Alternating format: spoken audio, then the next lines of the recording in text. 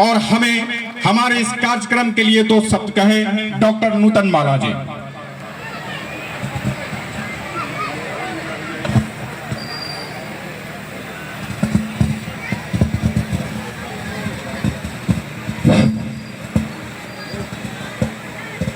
सर्वप्रथम मैं लालगढ़ के इस महनीय माटी को नमन करती हूँ,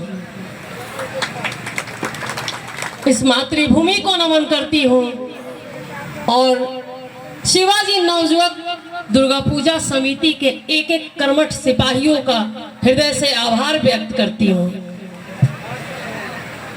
इस शिवाजी नवयुवक दुर्गा पूजा समिति के अध्यक्ष सुभाष कुमार सिंह, उपाध्यक्ष मुकेश मंडल जी, संतोष कुमार शर्मा, कोषाध्यक्ष भाई धीरेन्द्र कुमार सिंह जी जो कि अभी यहाँ नहीं हैं, एक विपरीत परिस्थितियों से, जैसा कि हमारे उद्घोषक अभी उनके बारे में बताए, उनका और संरक्षक बड़े भाई जिनके सात्विक सोच और सनातन संस्कृति में स्त्रियों का जो सम्मान होता है उसे जिंदा रखने का जो उनका जज्बा है उसको मैं सलाम करती हूँ।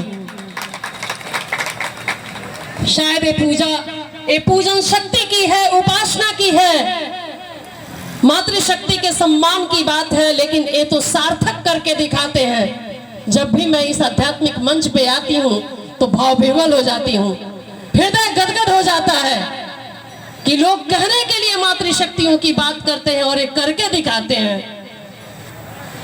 साथ ही यहाँ पे उपस्थित गण्यमान अभिभावक समान जितेंद्र कुमार सिंह जी, रमेश प्रसाद सिंह जी, हमारे रघुनंदन राम जी, आलोक कुमार सिंह जी, दिनेश जी, ब्रजेश जी, जिनसे मैं शब्दों की बाजीगरी सीखती हूँ, उन जो ऐसे वो एक एक शब्दों को पिरो कर एक माला बनाते हैं, मैं बड़ा ही मंत्रमुग्ध होकर सुनती हूँ। साथ ही इस मंच पे यासीन हमारे संबल, हमारे बड़े भाई शिक्षक राजकरण सिंह जी और भाजपा संगठन के पितामह पितृ तुल्य हमारे ऊपर आशीर्वाद, दोनों हाथों से आशीर्वाद वर्षाने वाले श्री राम कृपाल शर्मा जी,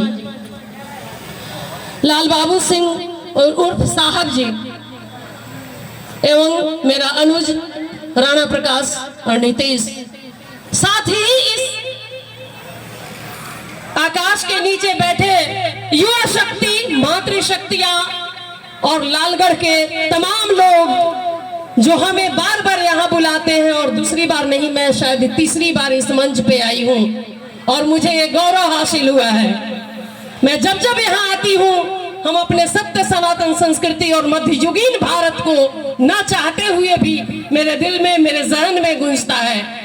जब हमारे आर्यावर्त के लोग मातृशक्तियों को हर तरह से सशक्त और सबल बनाकर रखते थे, हमारी ही संस्कृति में विषपाला हुआ करती थी, हमारे ही संस्कृति में गार्गी और मैत्रेयी हुआ करती थी।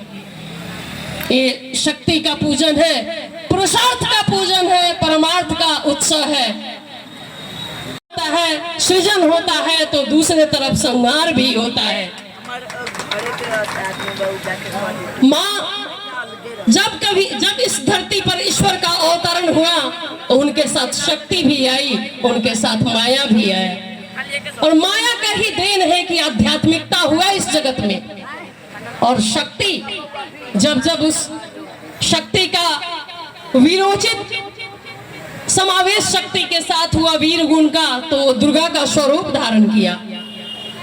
तमोगुण का समावेश जब शक्ति के साथ हुआ तो काली का प्रचंड रूप धारण की। और जब सतोगुण या सात्विक प्रवृत्तियों का शक्ति के साथ समावेश हुआ तो हमारी सिद्धिदात्री मातृ स्वरूपा का अवतरण हुआ। शायद सनातन संस्कृति ही इस जगत में ऐसी संस्कृति है और ऐसा धर्म है जहां स्त्रियों को देवत्व का उत्कर्ष प्राप्त है। हाँ, पर इसके पीछे एक और बहुत महत्वपूर्ण बात है कि नारी को भी नारीत्व धारण करना होगा, तब जाकर वो नारायणी का स्वरूप हासिल कर सकती हैं। मैं बार बार ये बात कहना चाहती हूँ कि यहाँ आकर मुझे गौरव की प्रकाष्ठा की अनुभूति होती है। मुझे लगता है कि मैं शायद उस मध्ययुगीन भारत में चली गई। मुझे लगता है कि मैं साक्षात दुर्गा की रूप हूँ। मेरे अंदर की शक्ति को जागृत करने वाले भाई, ये पुरुष, आप मां दुर्गा की बात या शक्ति स्वरूपा की बात होती है। ब्रह्मा विष्णु महेश जब इस जगत में, इस धरा पे असुरों की असुरी प्रवृत्ति से आतंकित हो चुके थे, तो उन्होंने ही शक्ति स्वरूपा मां दुर्गा का अवतरण करवाया। ये किसी विशेष लिंग को का प्रतिनिधित्व नहीं करती मां दुर्गा। ये शक्ति का स्वरूप है। ये आपके अंदर भी है, मेरे अंदर भी है। यहाँ विराजमान एक एक लोक के अंदर मां दुर्गा है और एक असुरी ताकत भी है। जरूरत है अपने शक्ति को जागृत करने का और असुरी ताकतों का विनाश करने का। और जब जब आर्यावर्त की भूमि पे, जब जब इस जगत में असुरी ताकत प्रकाष्ठा पे गया है, तब तब मां दुर्गा शक्ति स्वरूपा अपने पराक्रम से, अपने ताकत से उस असुरी ताकत का विनाश की है, सर्वनाश की है। आप भी जानते होंगे शुंभ और निशुंभ की कहानियां। शुंभ और निशुंभ नाम के जो असुर थे, ईश्वर से वो घनघोर तपस्या के बाद एक अवदान ले लिए थे, एक वरदान ले लिए थे कि उनका वध जगत में कोई नहीं कर सकता। ना कोई नर कर सकता, ना कोई यक्ष कर सकता, ना कोई किन्नर, ना कोई गंधर्व। इस अहम में कि मेरा वध कोई नहीं कर सकता, वो चूर थे। उनका मंत्री, उनका पार्षद, उनका सहयोगी बाहर जाता है और उसका नजर, उसका नाम होता है धूम्र विलोचन, उसका नजर पड़ता है मां कौशिकी पे, मां दुर्गा पे। तो वो अपने राजा को जाकर बोलता है, असुर को, कि हे असुरराज, आपके महल में जो रानियां हैं वो तो पानी भी नहीं भर सकती। मां दुर्गा के ऊपर उसका नियत खराब होता है।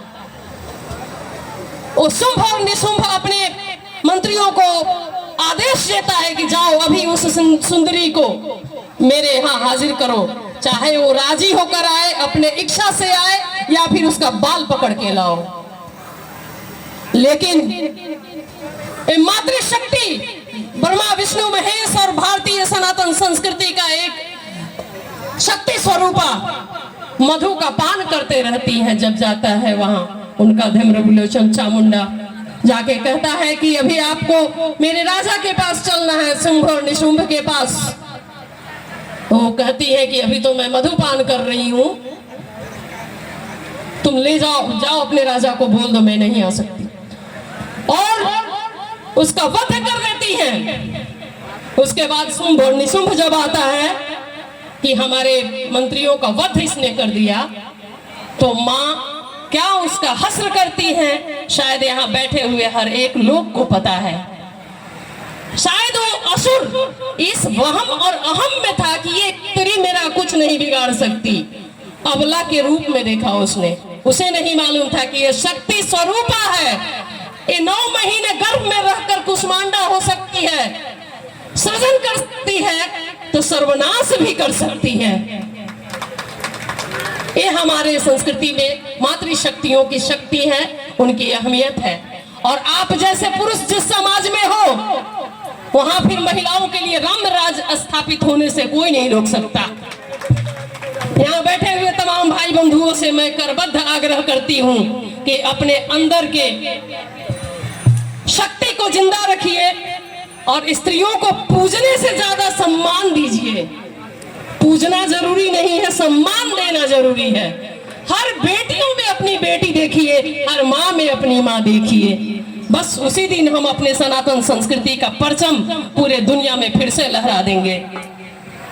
यही आग्रह है आप लोगों से और यहाँ बैठे हुए खासकर युवा शक्तियों से इतिहास गवाह है कि जब जब इतिहास के पन्ने में स्वर्णिम अक्षरों से कुछ ऐसा चीज अंकित हुआ है जो सदियों तक याद रखा गया है, उसके पीछे युवा कंधा, युवा सोच हमेशा ही रहा है।